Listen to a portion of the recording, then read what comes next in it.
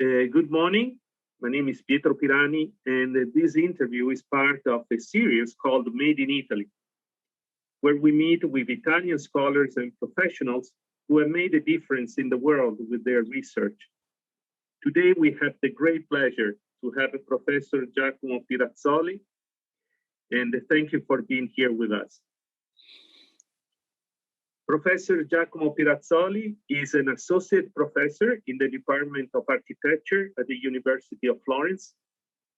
He's the founder and director of crossinglab.com, a think tank associated with the University of Florence. Among the many projects produced as director of crossinglab.com, I would like to point out two of them: Site-Specific Museum and Green Up, a Smart City. Both projects will be part of our discussion today in this interview.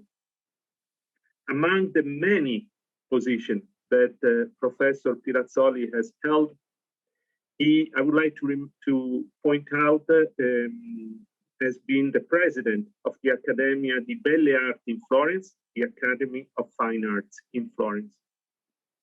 He has lectured and shared his research in innumerable universities and conferences in Europe, United States, China, and Latin America. Finally, has authored almost 200 publications between books, projects, and articles.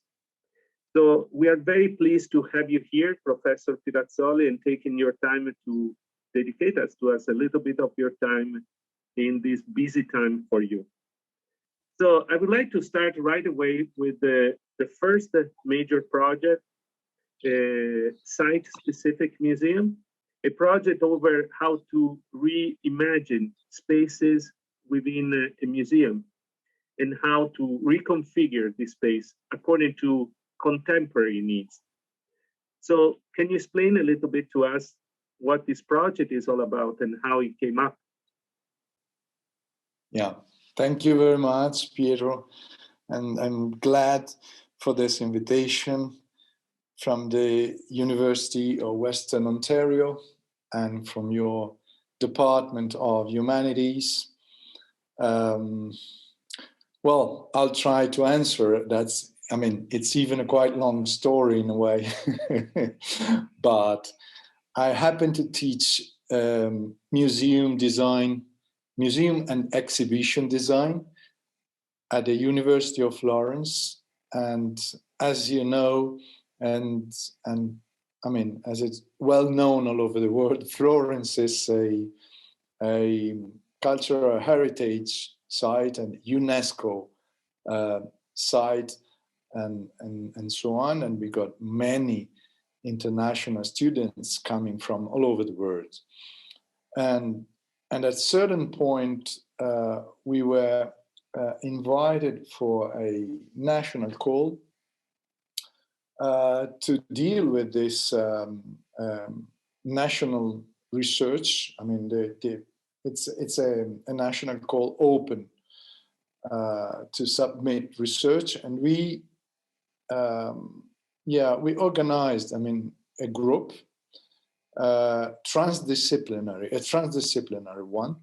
That means with a colleague from the university, the Faculty of Law, and another colleague from the Faculty of Economics. And I am from the Faculty of Architecture. So the three of us together, we agreed on this site-specific museums research framework. And this is mainly a work focusing on museums and cultural heritage. And each of us, according to his or her own point of view, by the way. And we agreed on a platform, on an online platform, plus several other medias, including videos, and I will show you one. And as well as books, for instance, right? We produced several of those tools, and the focus basically was, it's a kind of inspired by the No Logo book by Naomi Klein. The book was published in 2000, right?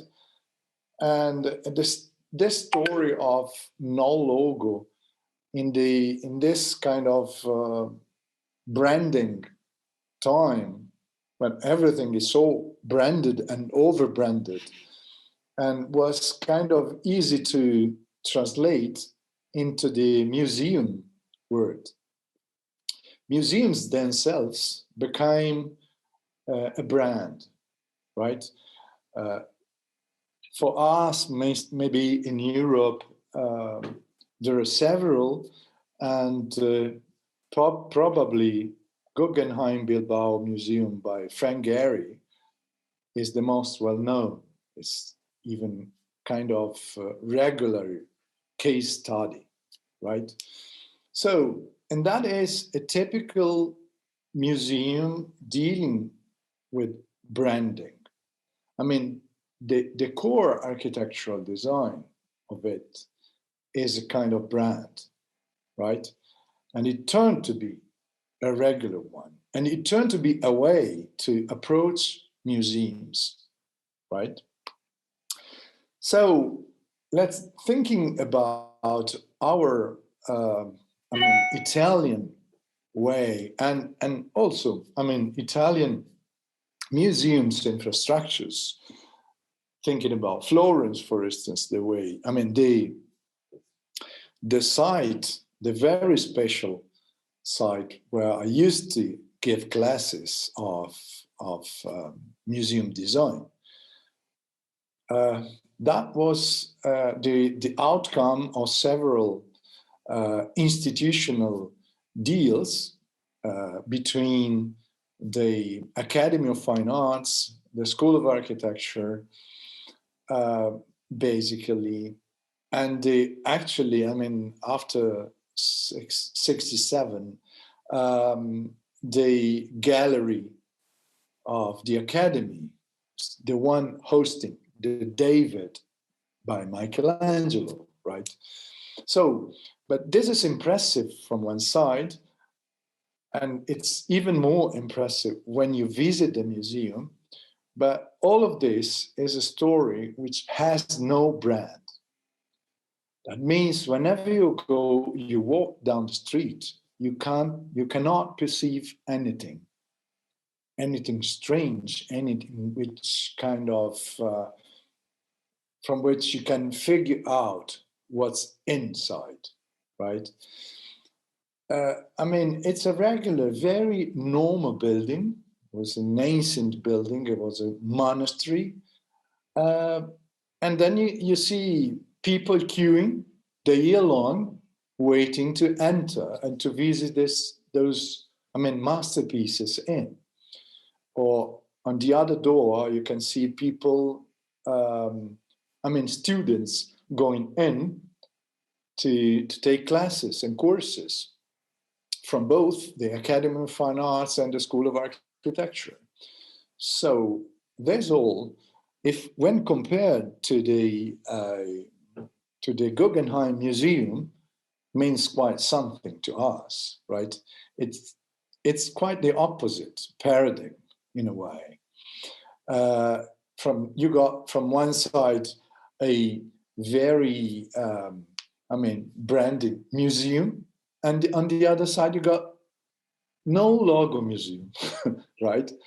No brand at all. You got a very regular urban block, which is the place for people to see the David and the slaves by Michelangelo and several other stuffs, right? So this was the inspiring point, this comparison. Comparison are always something crucial for us to learn about anything, I think, and mostly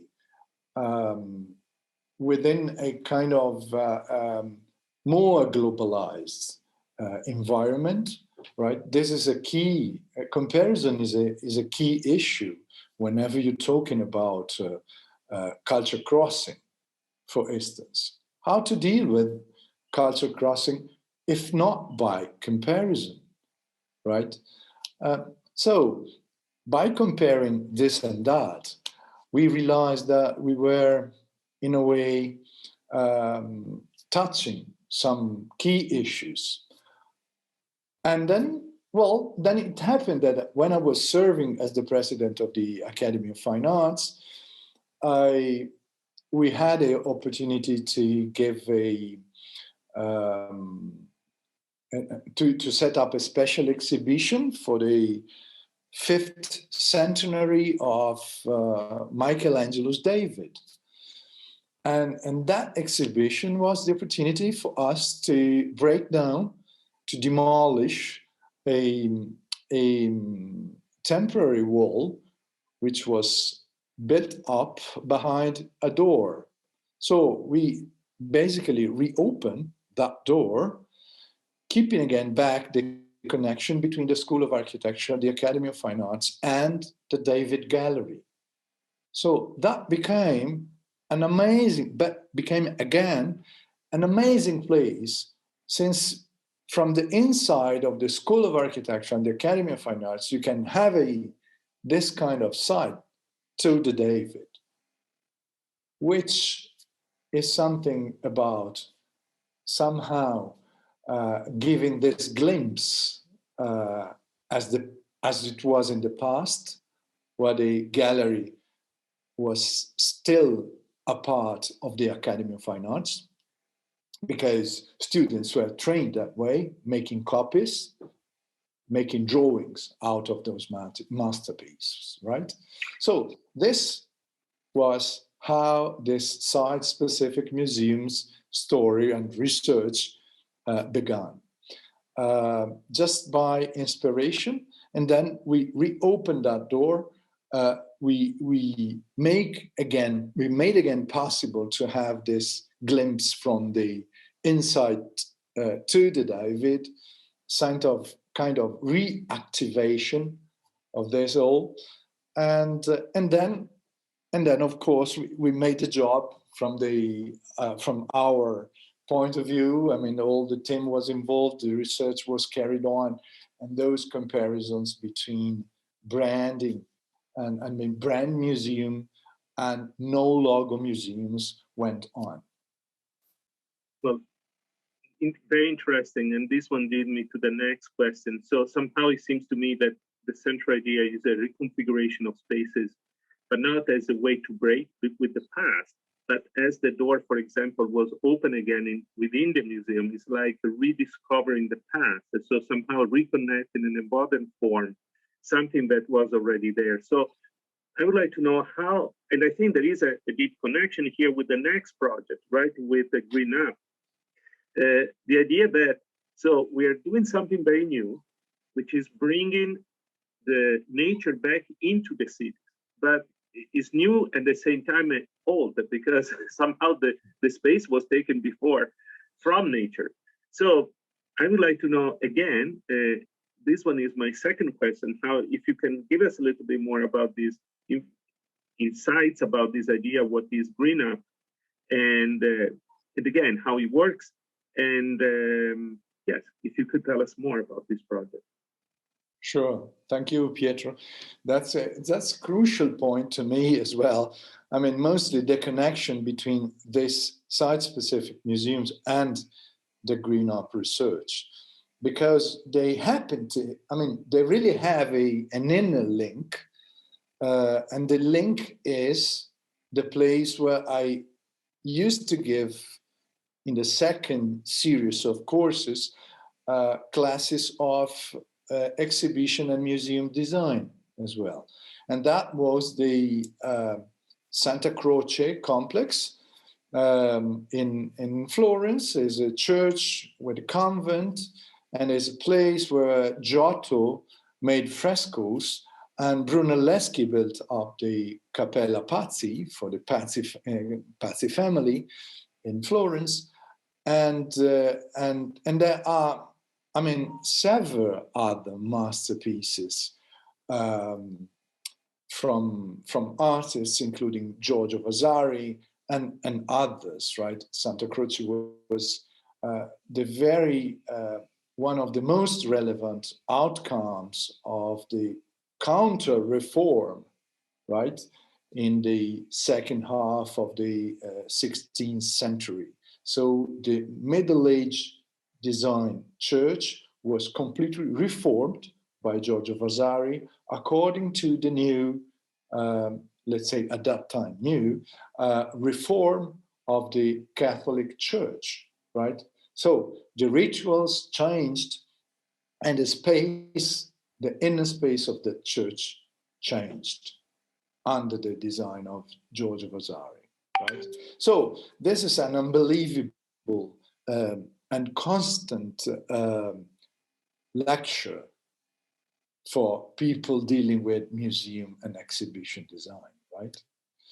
And then when we move over there and we give classes inside that place, I mean, behind myself, there was the Tree of Life, one of the biggest, hugest frescoes of the tree life in Western culture, right?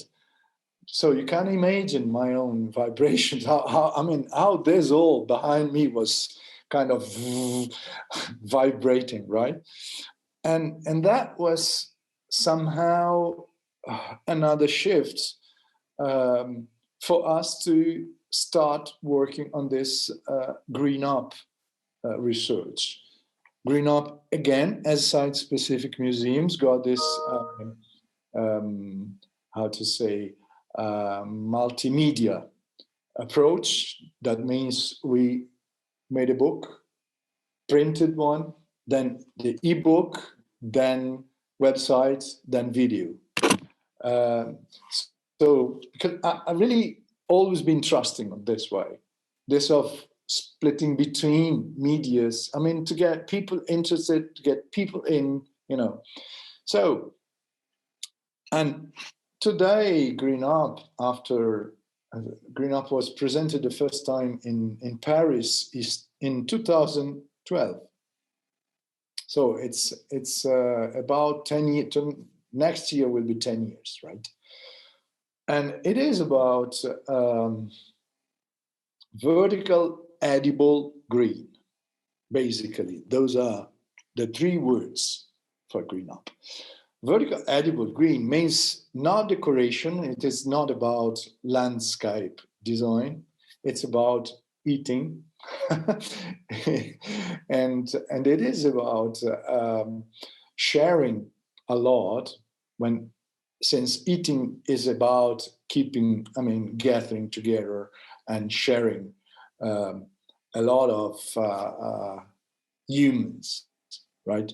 Human side of all of us. When we moved over there for this course in Santa Croce, which is a place actually around 1 million visitors per year, right? I found a place over there super interesting, as I mentioned, and we started making research over there. We discovered that there happened to be a huge demolition. An entire building has been demolished. Not really more than 150 years ago, which in Italy is like nothing. That's worth to underline, right? well, we discovered that this building, which was in front of Cappella Pazzi Chapel by Brunelleschi, was demolished. That was the building of the Inquisition, right? So where the most reactionary side of the church took side, right? Was over there they made the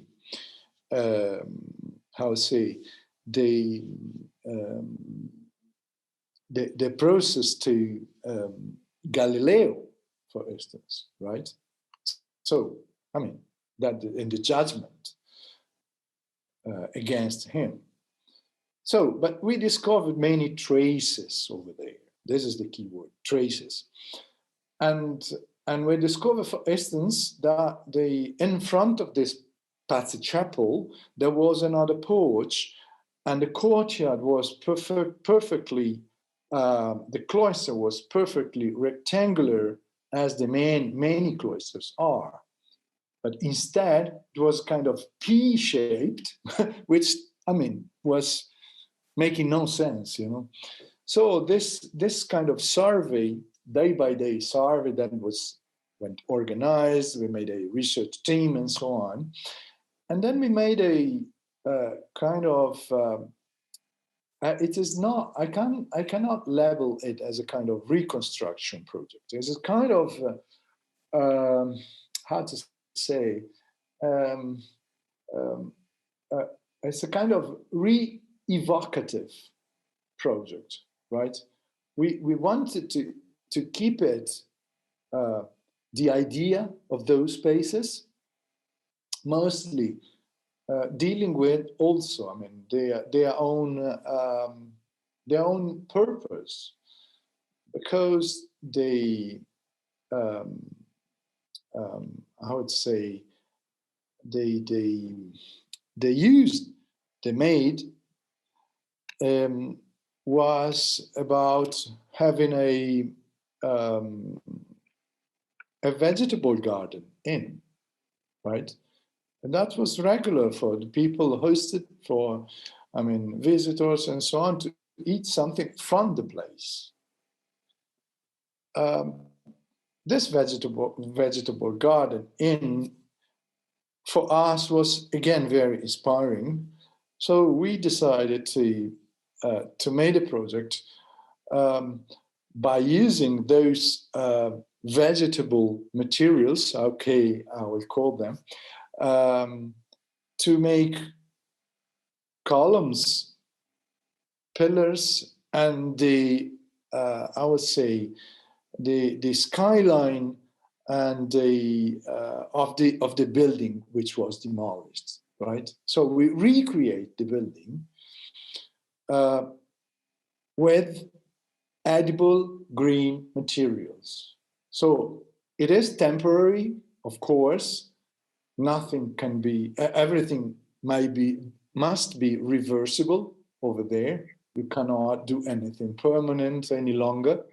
And those highly historical plays, super. So we made it with green materials. And green materials, they kept this edible side that was the original one. They were created for. So in a way, it was a really an actual green building, very green, radically green,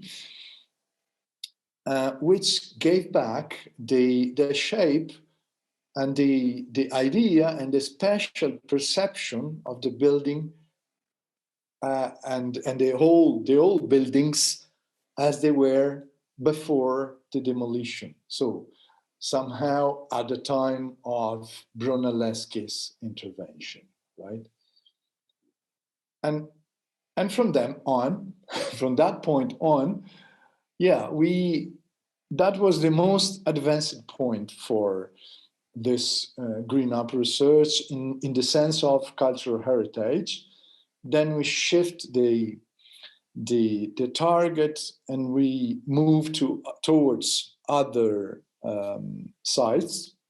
So the Green Up project has been implemented in many other sites, including communities, for instance, in Brazil, those well known all over the world as favelas, for instance, right?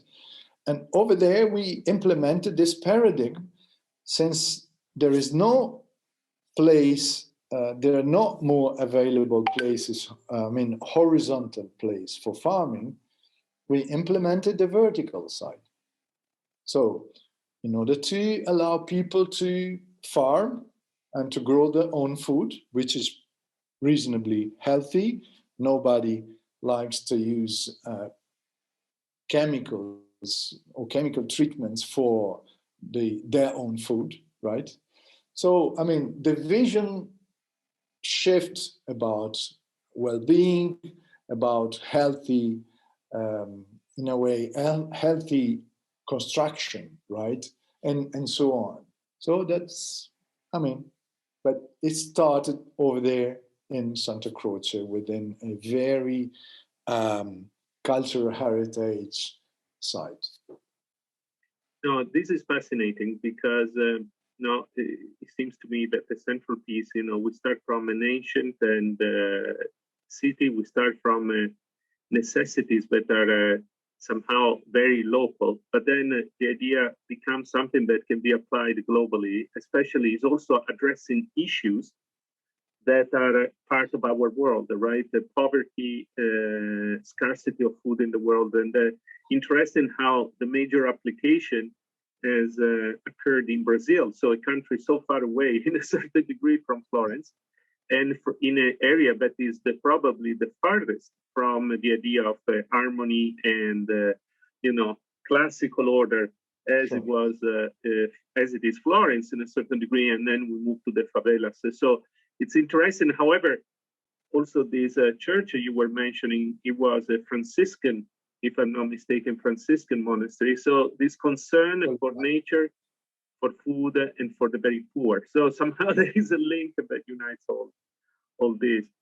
And so this one leads me to my last question is, again, we are in a program of Italian studies. So obviously our concern is about spreading knowledge like any other program, but mostly we look at the Italian contribution because this is what we are. And so you are Italian, you're working in Florence in a very, in a classical place somehow, right? Where the Renaissance was born in large part, and what kind of imagery we associate with the Renaissance. And yet you're doing these very groundbreaking projects, right? And you're trying to address problems of today, and you're trying to respond to these issues with very contemporary solutions. So my last question basically is, where is the connection somehow? Or is it being inspiring somehow? I'm not saying to be Italian, but somehow work in this environment, and or even bringing some kind of sensitivity to the issue, if there's been some kind of influence, or you can trace back something, at least a sensitivity to this kind of issue. Well, thanks for this question, and that's it. I would say this is the question for all of us. Yeah, it's. I mean, I was educated in Italy, and well, after the graduation and so on, and moved around and so on. But that's okay. I'm fully my education is a fully Western one, right? Eurocentric, if possible. And but I mean, so classical studies, which I did. Well, I was one of those studying ancient Latin and ancient Greek as a teenager in Italy. And I'm not sure this actually matches that well with the hormonal situation for teenagers. I'm not sure that classical language or dead languages matches perfectly with people in their 14th, 15th. I mean, there's a kind of difficult energy flow.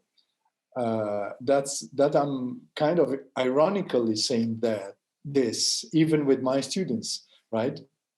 But there's a question mark, is a big one.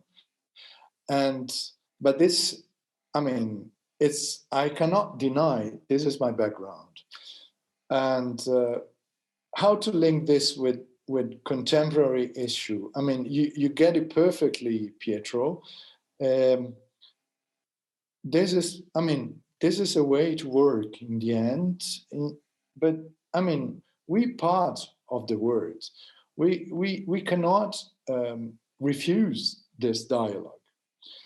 I mean, we cannot refuse, I would say, as Samuel Beckett used to say, we cannot refuse to lose and to fail.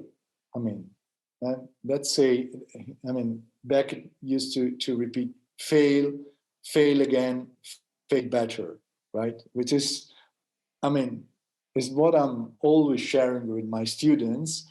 And it is also what I'm doing personally. So, I mean, those challenges, as they are challenges, I mean, to go somewhere that far, eventually in Brazil, Australia, and China, and so on, um, uh, to implement this kind of research,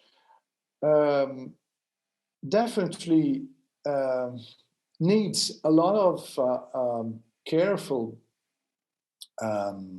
approach in the end, since the beginning. It is not about colonializing anybody. I mean, first of all, this is a process, and it is a process in the sense of the complexity of the process. It is not a design issue. It is not a strictly design issue, right?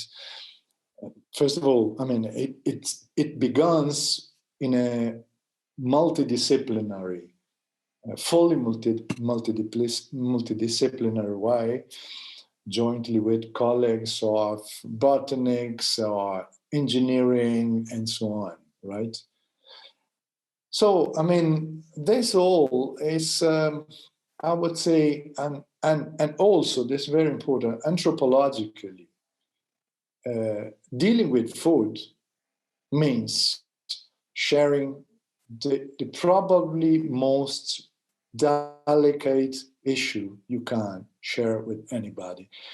Eating together, it's a, I mean, in the majority of the religions, eating together is a part of the ritual. So whenever you go, you trust somebody to the point to sit together, to, I mean, cook food together, and then to eat together. You sing a lot. I mean, it's you kind of entering a level which is not any longer about design, which is not about style, which is not about other stuffs, very specific, right? It's a very universal level. I don't know if universal is the right word. I don't think it is global. I don't. I mean, it's about cross-cultural dialogue again, I think. And for this reason, I think the humanities are important. I mean, it's a tool in the end. And it's a tool about, I mean, fully rooted into complexity. And then back to the issue, comparison as a way, right? Whenever you compare literature, you can compare languages, you can compare mindsets, right?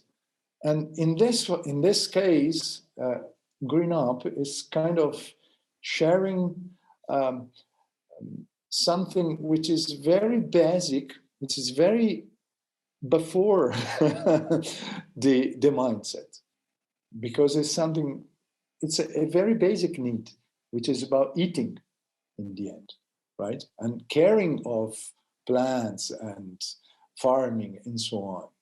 It's how the civilizations grow.